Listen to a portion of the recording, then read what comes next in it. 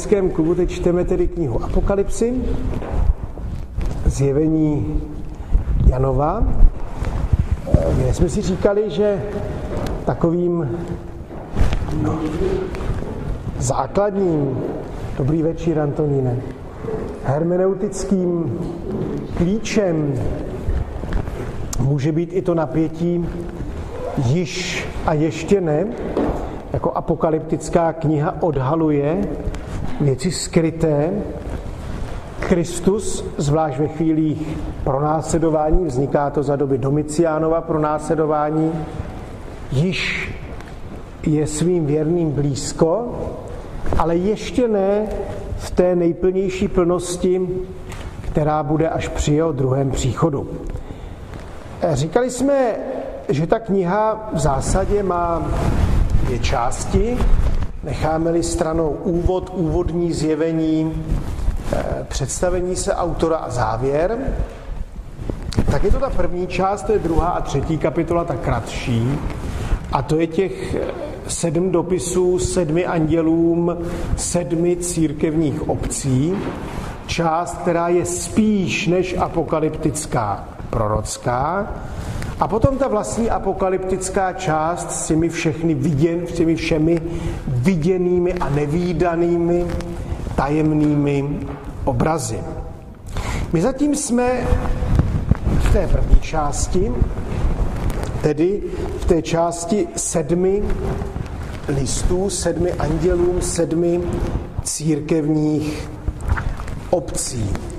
Říkali jsme si, že těch 7 obcí je i historických 7 obcí, asi 10 známých, významných obcí Malé Asie, že ty obce tvoří jakýsi neúplný kruh, kdybychom vyšli od Efezu a šli přes ty jednotlivé obce, tak z vašeho pohledu to bude vypadat takto v té Malé Asii.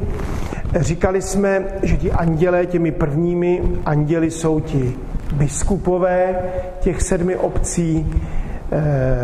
Říkali jsme si, že ty listy se ale samozřejmě dají interpretovat i mnohem alegoričtěji, kdy se týkají církve jako celku a nějakých 7 možných třeba typů života, týkají se jednotlivých církevních společenství, diecézí, farností, ale mohou se týkat i mikrosvěta každého z nás, kdy tím andělem třeba je naše duše a ta obec je ten mikrosvět, v němž žijeme. Říkali jsme také, že ty jednotlivé listy mají překrásnou strukturu. Nejprve je vždycky jakýsi incipit, což je charakteristika Krista. Vždycky uvozen slovy tak praví, řecky tade legej, což samo o sobě to tade legej v uších Izraelitů znělo mnohem výrazněji, než zní v uších našich, protože oni slyšeli v tom to septuagintální překládání z hebrejského tak praví Jahve Hospodin, které kolikrát slyšeli a říkají proroci. Po těch incipitech tam až na jednu z těch 7 obcí jsou to vždycky vzaty charakteristiky, které jsou vzaty z toho úvodního vidění. První a poslední, mezi 7 svícny, mající klíče od smrti a podsvětí a tak dále. Pak po tomhletom incipitu následuje vlastně korpus toho listu. Tam ve 3 případech je tam vždy nějaká chvála, povzbuzení a nějaké varování a výtka. To chválím, to vím, to vidím, ale to mám proti tobě, že. Tak je to ve 3 z těch listů. Ve 2 z těch listů je jenom povzbuzení a chvála a ve 2 z těch listů je jenom pokárání a varování. To je těch 7 dohromady. Kolik jsme jich minule přečetli? Takže jsme přečetli první 2 z těch listů, list do Efezu, který byl jeden z těch listů, kde je chvála i pokárání, a list do Smyrny, kde je jenom chvála. To byl jeden z těch listů té vzorné, jedné z těch vzorných církevních obcí. Dnes by bylo dobře, kdybychom udělali aspoň 3, 4 ty listy, jestli se podaří. Otázka. Máme tedy 3. z těch listů, 12. až 17. verš, je list do Pergama, nebo Pergamonu. Andělu církve v Pergamu piš. Toto praví ten, zase, toto praví ten, 12. Toto praví ten, tadelegej, ten, který má ostrý dvojsečný meč. Vím, kde bydlíš. Tam, kde je trůn satanův. Avšak pevně se držíš mého jména, nezapřel si víru ve mne ani ve dnech, kdy můj věrný svědek Antipas byl zabit mezi vámi. Tam, kde bydlí Satan. Jen to mám proti tobě, že u sebe máš zastánce učení Balaámova. Jako on učil Baláka svádět syny Izraele, aby se účastnili modlářských hostin a smělstva, tak i ty máš některé, které zastávají učení Nikolajitů. Proto se obrať, ne-li brzo k tobě přijdu a budu s nimi bojovat mečem svých úst. Kdo má uši, slyš, co Duch říká církevním obcím. Tomu, kdo zvítězí, dám jíst ze skryté many, dám mu bílý kamének a na tom kaménku je napsáno nové jméno, které nezná nikdo než ten, kdo je dostává. Zase máme tu krásnou strukturu. Incipit má v ruce dvojsečný meč, korpus. Tady máme, je to jeden z těch listů, který má obojí, chválu i pokárání a obraz nebe. Pergamon je další z významných měst Malé Asie. Ostatně my ho známe se slova pergamen, protože skutečně se říká, že tam se začalo psát právě na pergamen, na materiál, na vydělávanou vlastně kůži. Víte, že 2 starověké materiály pro psaní nejobvyklejší, kromě nějakých destiček samozřejmě, jsou starší pochopitelně, byly pergamon a papyrus.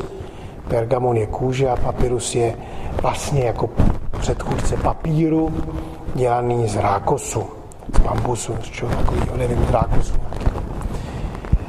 To je město, které je od Smyrny vzdáleno 70 kilometrů, je už ve vnitrozemí, také se někdy nazývalo horským městem, už to tedy není přístav. Efes a Smyrna jsou u moře, Pergamon už ne. Je to město, kde samozřejmě jsou také od poloviny 2. století Římané a je to město, kde je císař Augustus, který vlastně zavádí císařský kult. Samozřejmě Domicián potom na přelomu 1. a 2. století ho forsíruje tím, že se prohlásí za Dominus et Deus, Pán a Bůh. Tak ale v tom Pergamonu už za tedy Octaviana Augusta roku 29 před Kristem byl postaven chrám císaře Augusta, tedy a ten chrám vlastně navazuje na jiné 2 chrámy oltáře, na Diův oltář, který byl v Pergamonu, nejvyššího boha pohanského, řeckého, no a na chrám boha Asklépia. Asklépios je bůh lékařství a je to také proto, že v tom městě byly lázně, v tom Pergamonu. Tolik snad to město a tohleto, ta charakteristika nám vysvětluje ten trůn satanův. Bůh ví, že ta křesťanská obec Pergamonu to nemá jednoduché, protože žije v místě, kde je trůn satanův. Protože Pergamon je díky tomu císařskému kultu jednak střediskem pohanského kultu, no a samozřejmě o to víc předpokládáme, že tam se vyžadovalo přinášet oběť císaři jakožto bohu pochopitelně, a o to víc tam to pronásledování, tedy jako bylo jasné, kdo tu oběť dělat nechce. Je jasné, že jako přinášet oběť císaři jako ještě horší liga, než přinášet oběť pohanským bohům. Samozřejmě i to je naprosto nepřijatelné pro křesťana, ale u toho císaře je to teda ještě jako pochopitelně umocněné. Je tam taková ta zkazka vím, kde bydlíš. Děkuju, ale no. Vím, kde bydlíš, není to vůbec jednoduché. A proto také chválí a povzbuzuje, pevně se držíš mého jména, to znamená neupadáš do toho císařského kultu a dosvědčují to i jiní. Tvůj předchůdce je Antipas, což byl pergamonský biskup mučedník. Tady v těch svých skriptech mám bez pochyby chybu, protože tam je napsáno Dioklecian a Dioklecian byl až 200 let potom. Domiciána tam má být. A tady je krásný titul. Tohle to taky mimo jiné, tato poznámka hovoří o té pozdější dataci apokalypsy, tedy kolem roku 100 za císaře Domiciána. A tady je ten krásný titul Ho Martis Muho Pistis řecky. Martis je svědek, potažmu pak mučedník, a ho pistis ten věrný. Pistis pisteuo je věřím a pistis je taky víra. Vždycky, když do Vinohradské nemocnice, nebo když tady v kostele mají pohřeb z pohřební služby Elpis, tak bych se vždycky mám nutkání se zeptat těch pohřebáků, jestli ví, co to slovo Elpis, genitiv Elpidos, znamená. Elpis je naděje. Pistis, elpis a agape, dejme tomu, nebo filia je pak láska. Pistis, elpis, agape, víra, naděje, láska. Tady je hezké k tomu duchovnímu významu pro nás, že Hospodin ví o všech těžkostech, co člověk prožívá, o vší jeho statečnosti, ale to mám proti tobě. Co má proti člověku? Teda proti biskupovi, proti tomu andělovi. Jednak, že snáší Balámovu či Bileámovu nauku. Bileám, to byl Bileám. Bileám byl pohanský prorok za moabského krále Baláka, to je ten známý starozákonní příběh Bileám a oslice, a to je jiný příběh, než na který se tohleto odkazuje. To je docela kladné, že ta oslice ho přesvědčí, aby nešel zlořečit, ale žehnat Izraeli. Ale tady odkazuje to na knihu Numery, 25. kapitolu, 1. až 3. verš, kdy Bileám radil Balákovi, aby získal Izraelity k modloslužbě pomocí, že jim nastrčí, že opije na hostinách a nastrčí jim souložnice z moabských dcer, a Izraelitům se to jako tak zalíbí, nechají se strhnout, že pak nakonec těm pohanským bohům budou obětovat. Tady vlastně ten anděl nebo Kristus kárá, že ten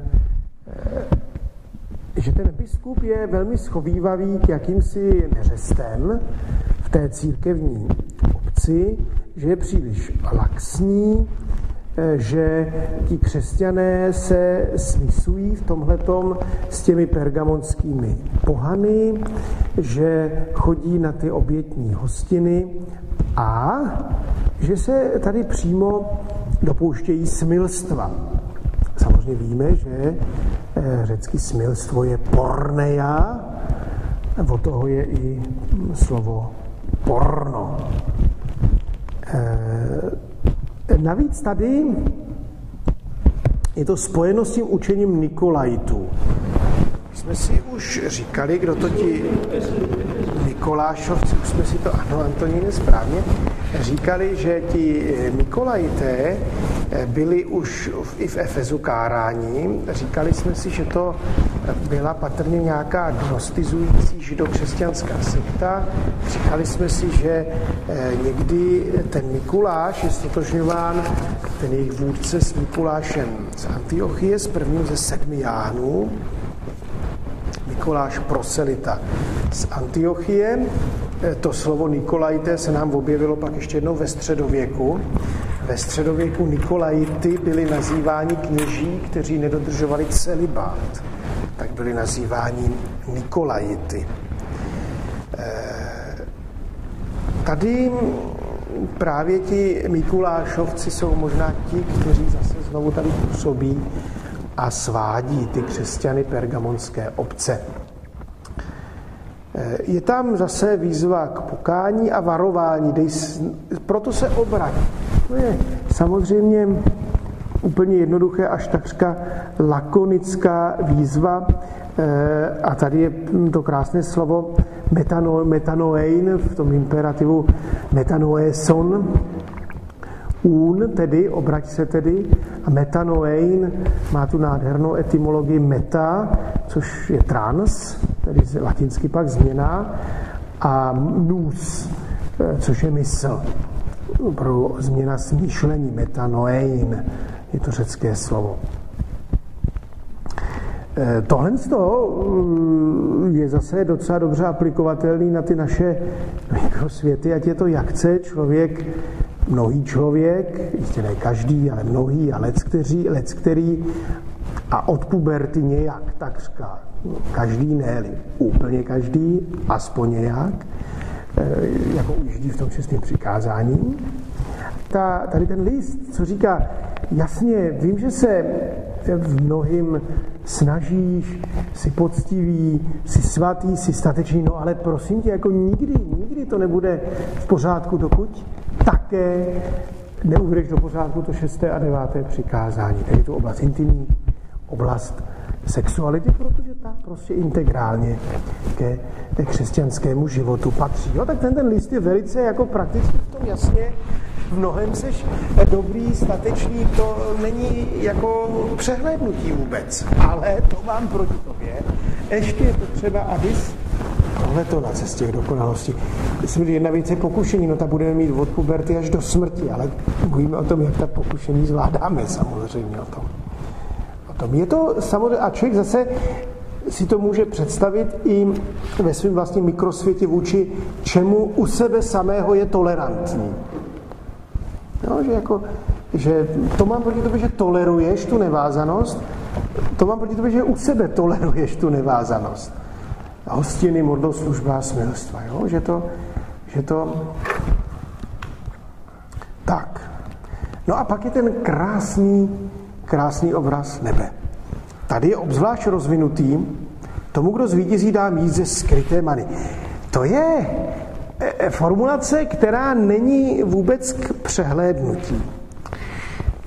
Totiž v židovském podání byla skryta archa. V 2. knize Makabejské čteme takovou zajímavou pasáž, která jako se odkazuje na dobu jako dávnou, že se skryla archa do nějaké jeskyni, prorok Jeremiáš, že ji skryl, a pak, že schválně nějak tu cestičku udělal neviditelnou, že prostě najednou neví Izraelité, kde je ta archa. V té arše má být samozřejmě ty desky, co ukradli Pelištejci, desky zákona, a má tam být zlatý pohár s nazbíranou manou na cestě poušť. To je z 2. kniha Makabejská. Kdo máte celou Bibli v ruce? 2. Makabejská 2, 4 až 8. Tak, tohle vlastně jako odkazuje na dobu před vyhnanstvím, kdy jako ten prorok, protože pak už ta schrána není, že jo, v chrámě, už tam jsou svědky normálně Tóry, a to odkazuje na tu dobu, že někde je ukrytá schrána. A list Židům, 9. kapitola 4. verš k tomu přidává toto. Si někdo můžete list Židům, 9.4. tam jde o ten pohár s tou manou. A v judaistickém výkladu, to znamená ve výkladu Židů Ježíšovy doby, bylo přesvědčení, že až přijde Mesiáš, tak se najde ten zákon, najde se Tóra a že se znovu najde ta mana. No a samozřejmě Kristus to naplnil tím, že jednak on je ten chrám, jeho lidství přeci je ten chrám a centrem chrámu byla velesvatyně. On je to vtělené slovo. Slyšeli jste, že Mojžíš vám řekl, ale já vám říkám. A mana je Eucharistie. A co to tím říká, že Kristovo slovo je předžívání nebe, že dodržování Kristova slova je předžívání nebe. To je ta archa a ta skrytá mana. To je Eucharistie jako předžívání nebe. Tady potom je tam dál ten bílý kamínek. Tak bílá je barva vítězství, radosti, Kristus je nárožný kámen a pak je tam takový to velmi krásný a intimní, dá mu nové jméno, které bude znát jenom on a já, ta jedinečnost toho božího oslovování. Víte dobře, že dání nového jména má v Bibli hlubokou tradici. Že? Abraham, Jákob místo Izrael, Petr místo Šimon. Jo? Potom při křtu, kdo z vás byl křtěn dospělý, si vybíral nové křestní jméno. Potom při takových podle starobylé tradice zlomových věcech, když někdo se stane řeholníkem, si vybírá nové jméno. Papežem si vybírá nové jméno. Když biřmovanci si vybírají další biřmovací jméno. Je to nové jméno, samozřejmě tohleto jméno, ale je to hlavně to jméno křesťan, že nosíme jméno Kristovec, Christianos, ten Kristův, ta Kristova. Tenhle ten list tedy můžeme tady zakončit, je k tomu dotaz. Zmínka o očistci ne, je tam, ty jsou jinde, to jsou ty locí klasicí jsou jinde, ale tady ta druhá kniha Makabejských je klasikus pro modlitbu za zemřelé. To je, kdy Juda Makabejský najde u těch padlých vojáků ze své družiny ty pohanské amulety a to rozpozná jako důvod, proč zrovna tito padli a potom on za ně přináší oběti. A kdyby neměl naději na vzkříšení, nebylo by smyslu přinášet oběť za mrtvé, to pak říkali Židům. A je to vlastně víra v to, že i po smrti jednak může dojít k očištění a odpuštění hříchů, i po smrti, a že pro to očištění a odpuštění hříchů má smysl to, co dělá člověk, který je ještě živý, tedy když se za něj modlí a přináší oběť za hřích v starozákonním kontextu. Je teda těch makabejských, je to uvedené ještě kde? Tak to jsou ta místa... To jsou pak místa o očistci, je víc míst, klasických míst v Novém zákoně, ale to bych teď přeskočil. Není to tak úplně jednoznačně podané asi jako tady, co jste říkal. Ne, tak tady není slovo o očistci, tady je ten očistec jako o praxi, že očistec je, že může dojít k očištění i po smrti. Ano, to je ta ortopraxe. Ale přímo v evangelích o tom nic není. Je v listech Pavlových, ale možná to a je tam i dnes do dobu.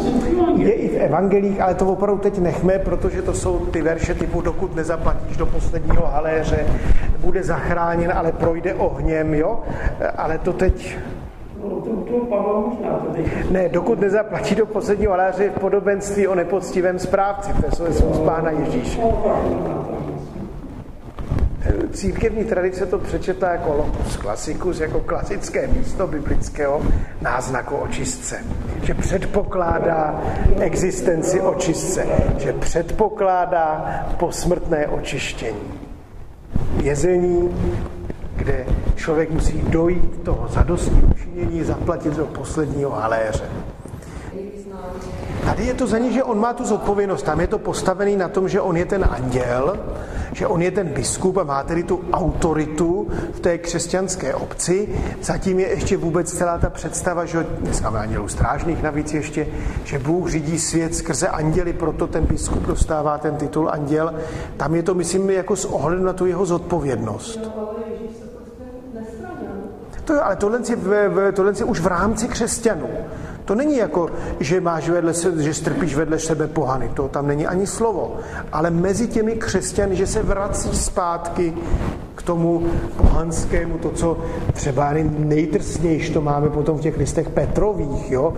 V tom druhém listu Petrově, že jsou to jak mračna bez vody, že jsou horší než psi, protože ani psi se nevrací ke svým blitkám, jo?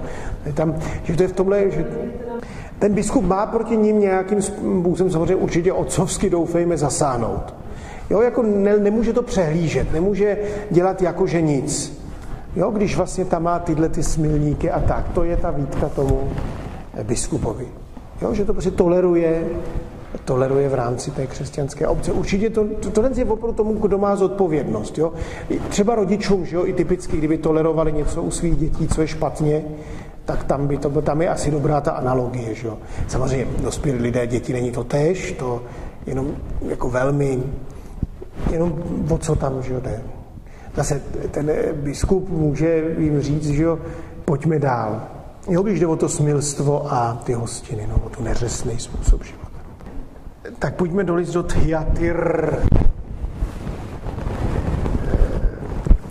Andělu církevní obce v Thyatyrech piš. Toto praví Syn Boží. Tady je důležitý ten titul v té řecké formulaci. Tade legej ho hyos tut heu. Jenž má oči jako planoucí oheň a nohy jako zářivý kov. Vím o tvých skutcích, lásce a víře, službě a vytrvalosti. Vím, že tvých skutků je čím dál více, ale to mám proti tobě, že trpíš ženu Jezábel, která se vydává za prorokyni a svým učením svádí moje služebníky ke smilstvu a k účasti na modlářských hostinách. Dal jsem jí čas k pokání, ale ona nechce se odvrátit od svého smilstva. Hle, sešlu na ní nemoc a do velikého soužení uvrhnu ty, kdo s ní cizoloží, jestliže se od jejich činů neodvrátí a její děti zahubím. Tu poznají všechny církve, že já vidím do nitra i srdce člověka a každému z vás odplatím podle vašich činů. Vám ostatním v Thyatyrech, kteří nepřijímáte toto učení a kteří jste nepoznali to, čemu říkají hlubiny satanovi, pravím, nevkládám na vás jiné břemeno, jenom se pevně držte toho, co máte, dokud nepřijdu. Kdo zvítězí a setrvá v mých skutcích až do konce, tomu dám moc nad národy, bude je pást železnou berlou, jako hliněné nádobí je bude rozbíjet, tak jako já jsem přijal tu moc od svého otce, tomu, kdo zvítězí, dám hvězdu jitřní. Kdo má uši, slyš, co duch říká církevním obcím. No, tak to je náročnější už na interpretaci z těch listů. Je asi nejobtížnější taky ze všech listů, on je ostatně i nejdelší. Je nejdelší a také nejobtížnější. Thyatiry, na rozdíl od těch center, o nich jsme mluvili doposavat, Efes, Smyrna a Pergamon, to bylo v podstatě relativně bezvýznamné město. Pravda pocházela odsud. Lidie, poslouchej, křesťanka Lidie, o níž čteme ve Skutcích apoštolů, ta byla z Thyatira. Thyatira bylo město 60 km jihovýchodně od Pergamonu. Bylo známé řemeslnou výrobou látek, purpuru a barvením vlny. Ostatně tomu se věnovala i ta Lidie, kterou známe z těch skutků. Hned v tom incipitu je nesmírně důležitá věc, která stojí naší pozornost, a to je Syn Boží. Syn Boží, to my známe jako titul Pána Ježíše, ale takto Syn Boží, jako Syn Boží, Hyos tut heu, je pouze zde v Novém zákoně. Samozřejmě máme hyosmu, agapetos, syn můj milovaný, hyosmu monos, můj jediný syn, jo, prototokos, prvorozený syn, jo, ale hyos tut heu, takto máme pouze zde.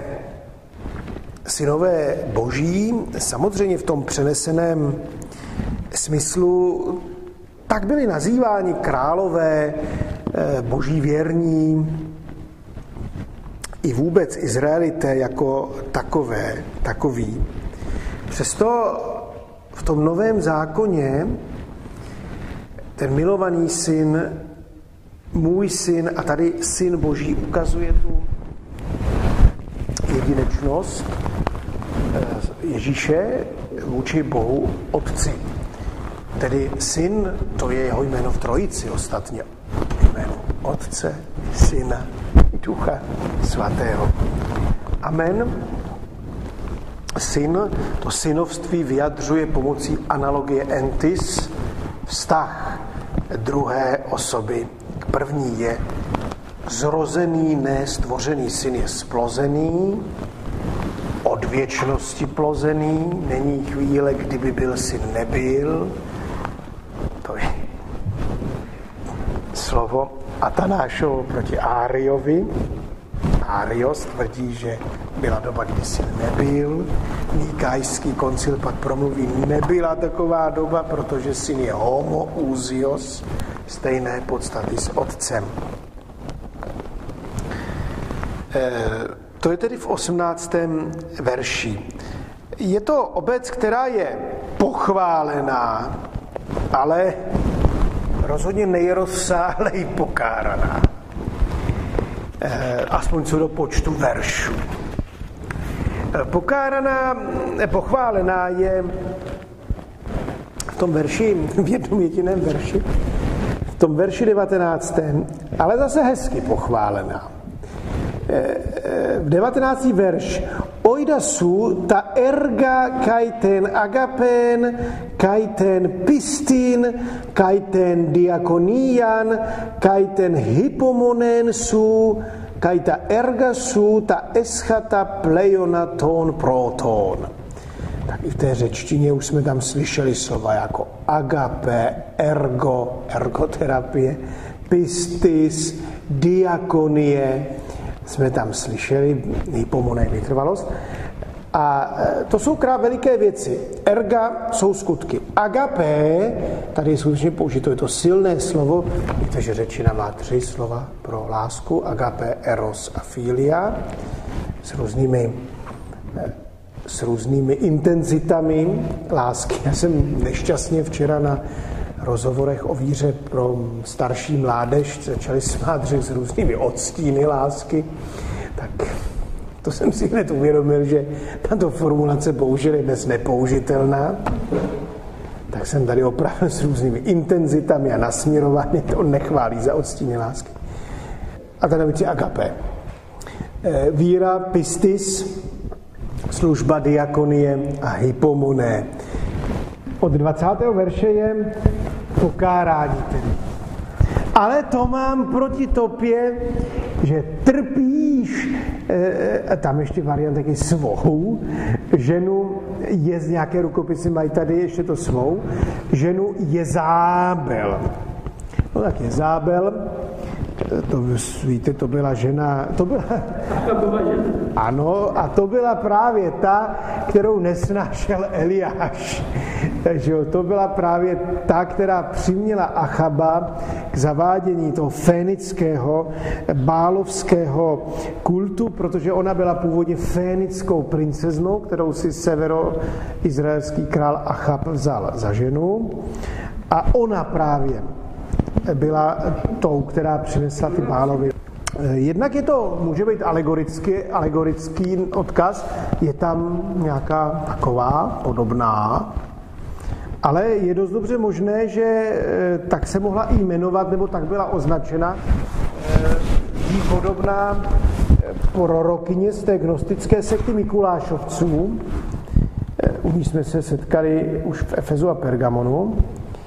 A zase ten biskup a spolu s ním ty tyatyrští křesťané tuhletu Jezábel tolerují. Ty obětní hostiny, k nímž tato šéfka prorokyně zvala, bývaly totiž často spojeny jednak s obětováním modlám a jednak s mravní nevázaností. Ono to tady může souvisit tím, že to bylo daleko menší město než ta velká města a město obchodu, tak samozřejmě v tom biznise, že dneska taky jsou ty business schůzky, business lunche, tak aby oni jako nevypadli z toho biznisu, ti křesťané, tak je dost dobře možné, že oni se vlastně tady z toho důvodu účastnili. No a teď tam byla ještě navíc ta sekta těch Nikolajitů, kteří říkali, to je v pohodě, ve svobodě, to je všechno ve svobodě. A ta mravní nevázanost, a tady je vysloveně tedy to pornein zase máme, jo? Jezábel, která se vydá za prorokni a svádí služebníky ke smilstvu a k účasti na modlářských hostinách. To je podobné, jako jsme měli v té minulé obci a ono to bylo spojené, že? Mravní nevázanost a alkohol. No, možná bez těch kadidýlek, i když dneska už zase těch kadidýlek modlám.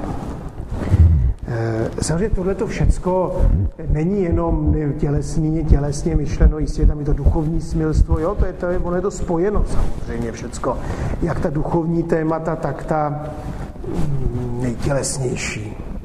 Je to i duchovní smilstvo, oddávat se jiným bohům, že a tak dále, to samozřejmě všecko také platí. 21. verš. Dal jsem jí čas pokání, ale ona nechce se odvrátit od své. Tam už bylo nějaké varování. Už tam bylo předtím, ta obec už byla varována patrně teda tím pisatelem.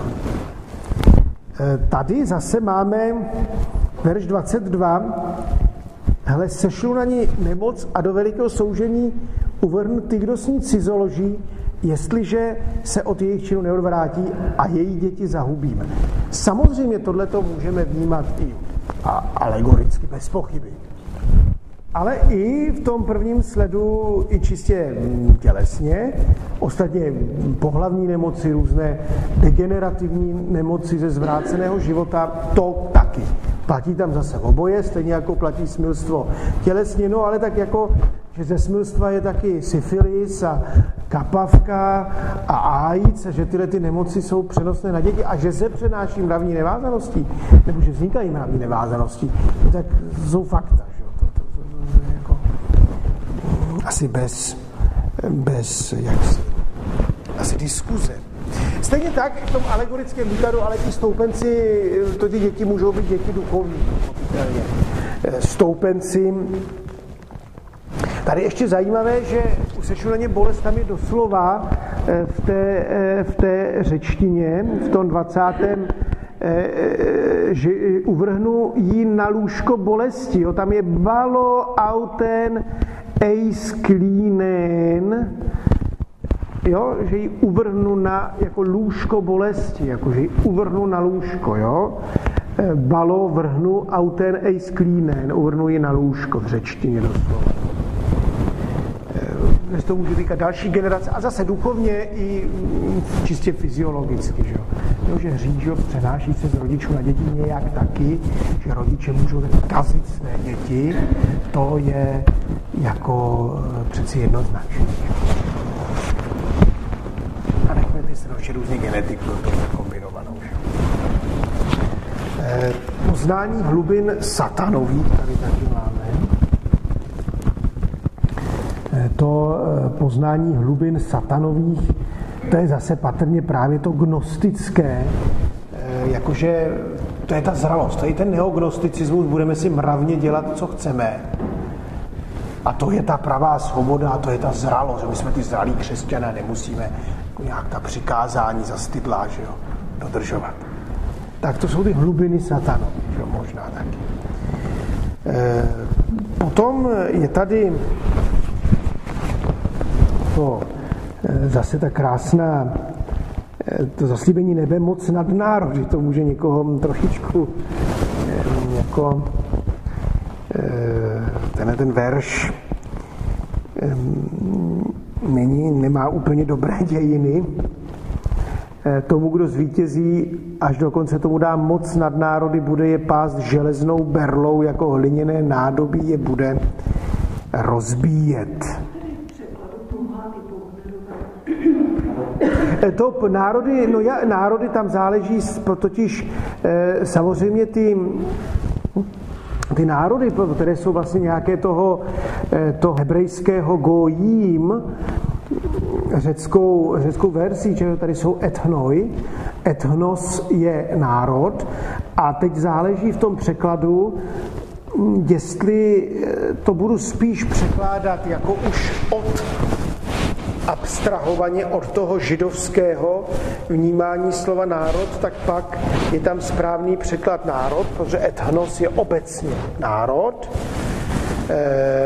Didache to is ethnosin, národům, ale je pravda, že v tom židovském jako mentálním vnímání byl židovský národ a národy všechny byly pohané. A protože tady je židovský národ pravá víra a všichni ostatní jsou pohané, gojím, ethnoi. A proto tady vlastně to umožňuje ten dvojí překlad. A samozřejmě tohle je otázka na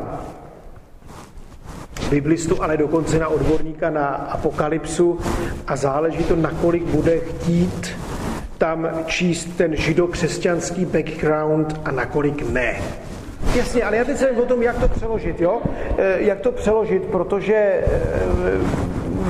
obojí má nějaké odůvodnění a ten liturgický toho Václava Bognera dal tedy přednost tomu židokřesťanskému z backgroundu, ten ekumenický dává překladu doslovnějšímu, který ale v tomhletom bodě znamená jako už jemný jako odtah od toho židokřesťanského vnímání slova etnos.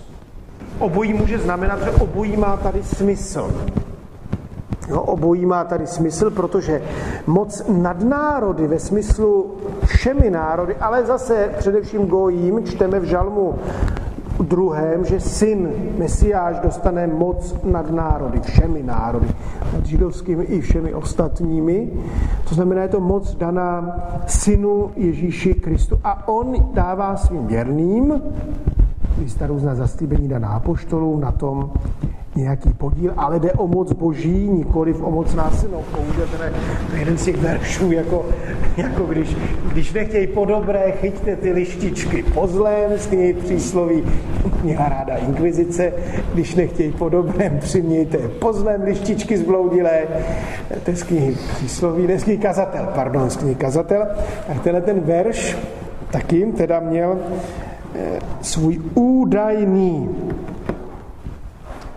Četl jsem to v jednom komentáři a pak jsem se podíval na Stream.cz den, kdy bylo popraveno 27 českých pánů. Tak Pavel Zuna v tom streamu, v tom biblickém komentáři jsem se dočetl, že Ferdinand II., který měl mít skutečně, to říká i Pavel Zuna, den, kdy bylo popraveno 27 českých pánů, který měl mít problém s opravdu přísností toho exemplárního trestu pro těch 27 ze 100 přibližně, kteří se toho dožili nebo neemigrovali a byli pochytitelní vůdců stavovského povstání, z nichž kromě jednoho, Krištofa Haranta z Polžic a Bezdružic, byli všichni, se hlásili k reformaci, k protestantismu. Jeden jediný byl exemplárně osvobozen, nekatolík, to bylo schválně, že jo, aby jako se ukázalo. A tak on měl mít jako jakési velké trápení a sny, že to dělat nemá, ale před tím definitivním podepsáním si měl vyslechnout kázání nějakého svého jezuitského zpovědníka na text tohoto verše a pak, že to jako podepsal definitivně. Tak četl jsem to v jednom biblickém komentáři českém teda k Apokalypse.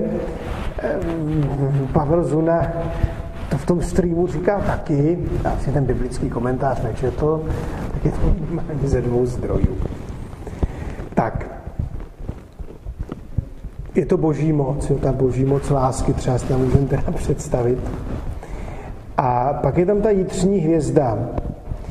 Kristus sám je jitřní hvězdou, to je to, že Kristus, že křesťan dostane, už má světlo tady, že jo? Přece to již, ale ještě ne v plnosti.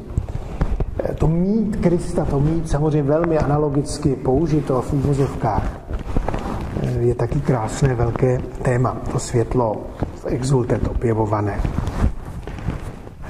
Zase tedy máme list, kde chválí, a to mám proti tobě, a to proti němu je teda zase Jezábel, jo? Jezábel, zase tedy ta mravní nevázanost. Mně to přijde jako dost aktuální k dnešní době, kdy skutečně mnozí dělají třeba spoustu opravdu krásných a božích věcí. Různé úžasné, charitní a svaté aktivity, i statečné a všecko, ale v oblasti té mravní nevázanosti jako úplně, a ještě jako s tím gnostickým, to je v pohodě. A mně tohle to přijde jako aktuální, kde je tam to uznání toho svatého dobrýho. Není znegovaný, ani nejmenší. A dokonce děláš to a dělej to ještě víc, to je skvělé. Ale přeci jenom, tohle mám proti tobě a tohle fakt musíš změnit. Že opravdu nelze vyčlenit, jako je to jedno z nejsilnějších míst písmu, tyhle ty 2 listy, že nelze vyčlenit oblast 6. 9. přikání, které není jedinou oblastí, ale je to tou oblastí, kterou člověk nejraději vyčlení. Že jo? Mnoho dobrýho dělá, ale tady si to pojede po svým a tyhle ty listy jako říkají, že ne. No. Zejména tyhle 2. A to mě přijde jako hodně krásný biblický, protože že tady nikdo nemůže je nařknout z moralizování, že by neuznal to všecko ostatní, že by to bylo jediný téma. Chválí všechna ostatní témata. A řekne, ale fakt tohle tam taky patří. A to mě přijde nejhezčím způsobem řečeno. Tak děkuju pěkně za pozornost.